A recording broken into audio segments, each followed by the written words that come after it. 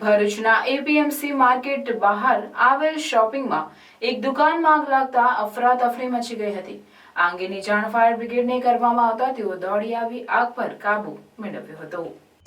ભરૂચના APMC market શોપિંગની Patel home appliance નામની દુકાન આવેલી છે। તેને સાંજના સમયે આગ લાગતા દોડધામ મચી ગઈ હતી। આગ લાગતા આસપાસના દુકાનદારો સહિત લોકોના જીવ તાળવે ચોંટ્યા હતા। આગની જાણ ભરૂચ પાલિકા ફાયર બ્રિગેડના લાશ્કરોને કરતા તેઓએ દોડી આવી આગ પર કાબુ મેળવ્યો હતો। શોર્ટ સર્કિટના કારણે આગ લાગી હોવાનું પ્રાથમિક અનુમાન લગાવાઈ રહ્યું છે। આગમાં સદનસીબે કોઈ જાનહાનિ નહીં થતાં લોકોએ રાહતનો શ્વાસ લીધો છે।